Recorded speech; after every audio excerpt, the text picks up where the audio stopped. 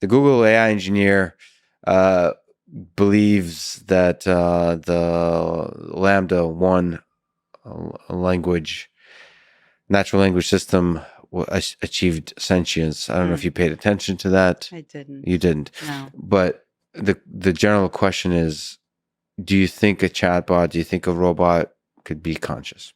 So, I mean, this answer is slightly different or very different depending on whether I kind of follow the assumption that consciousness emerges at some point in physical processing or whether it's fundamental.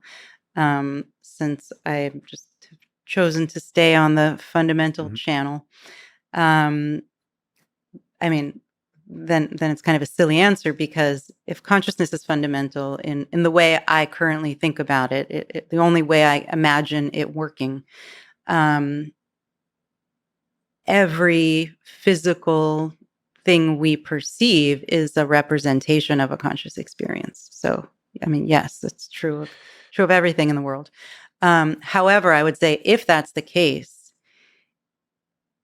even though there's a way in which it's behaving in similar ways to a human being, the way it's constructed, what it is actually made of, and the physics of it is so different that I would expect it to have an entirely, completely non-human conscious experience. And whether it even feels like a self, I think would be a big question mark. Well, there's questions of ethics and is it capable of suffering? Is suffering connected to consciousness? Or I mean, obviously it is. It's the only way you can suffer is in a well, maybe it's not. Maybe it's not. Maybe it's more connected to self than consciousness. I would say, I mean, just on my own use of these words, suffering is only something that can happen in a conscious experience. Right. So can robots suffer?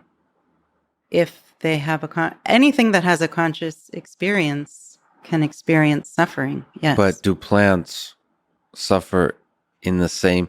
So is there some level where when we construct our morals and ethics, that is there a class of conscious experiences or organisms that are capable of conscious experience that we can anthropomorphize sufficiently such that we give them rights? Yeah, I mean, this is not an area that for physics I have spent for me.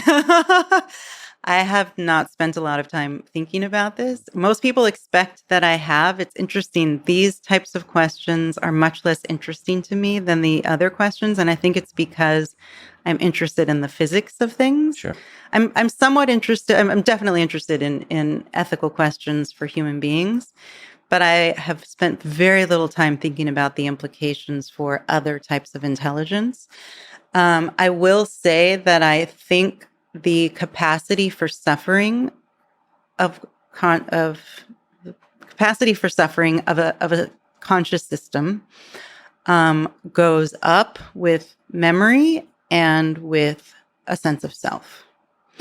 So if you take if anesthesia only erased your memory and it didn't actually make you unconscious, you actually horrifically experienced some surgical procedure, but we could completely wipe out your memory of it.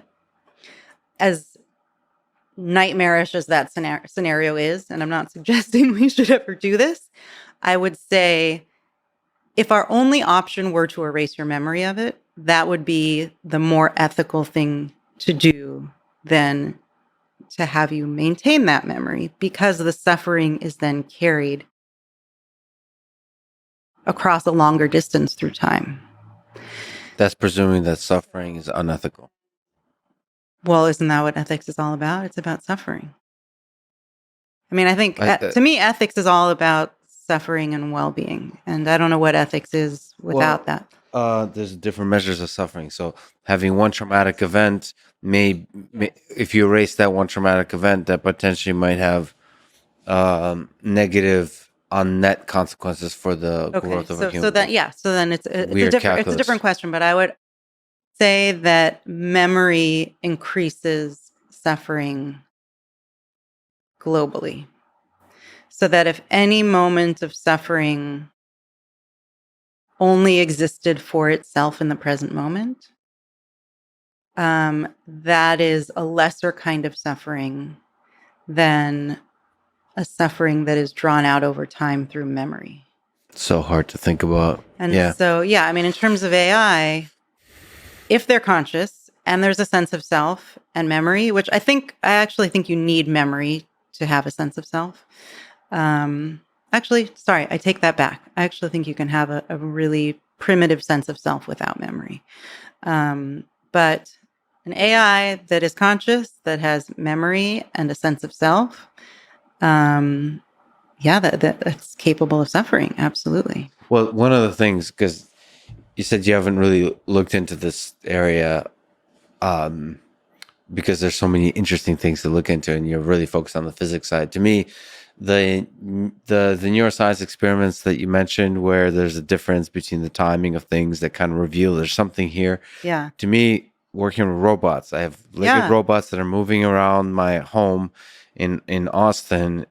I it's a very good embodied thought experiment. Like, here's the thing that looks like it has a free will. It looks like it has conscious experiences, and then I know how it's programmed, and so like I have to go back and forth, and it's this is what I do with you lay on the ground looking up at the stars, thinking about plants, and I look at like a robot like. Well, you can do this with plants too. I mean, there's some complex enough behavior that looks like free will from a certain angle. And it makes you wonder two things. One, is there consciousness associated with that processing? And two, if there isn't, what does that say about our experience? And Both are humbling our thoughts. circumstance and nature. What does that say? Yeah. But yeah, I do that with plants all the time. I go back and forth. But the zombie thought experiment now, at least for me, is often presented as AI because now that's easier as a robot because that's easier.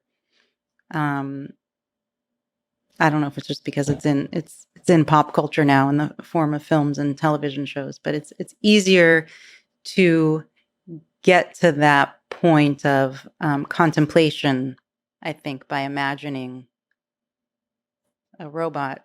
I don't know why exactly I'm bothered by philosophers talking about zombies, because it feels like they're missing. It's like talking about, it's reducing a joyful experience. So like that's like talking about, listen, when you fall in love with somebody, the other person is a zombie. You don't know if they're conscious or not. You're just making presumptions and so on. It's like it says philosophers will do this kind of things. They might as well be a zombie. Or there's no such thing as love. It's just a mutual like economists will reduce love to some kind of mutual calculation that minimizes risk and stability over time. It's like, yeah, all right.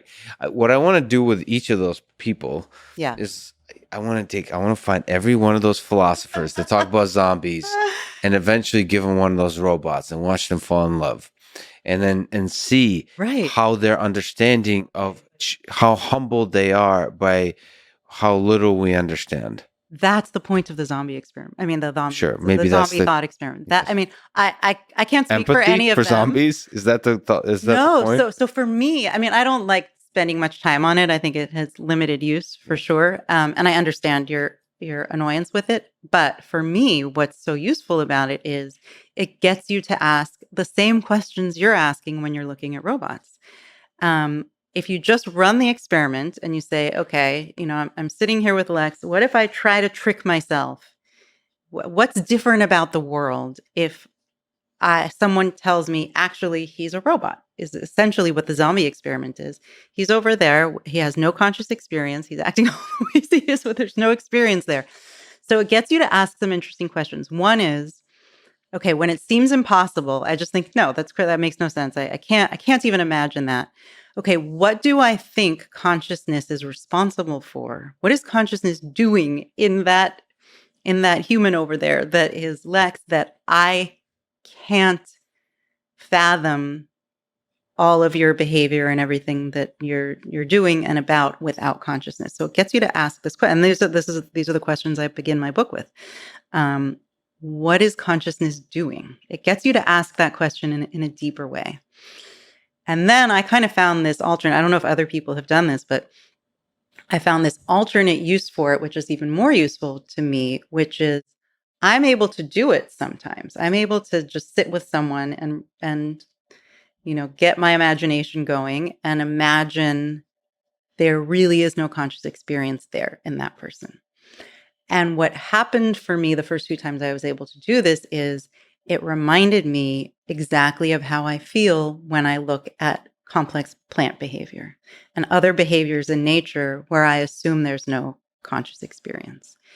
And to me, it just flips everything. It just flips everything on its head. It just gets you to be open to possibilities that you were closed to before. And I think that's useful.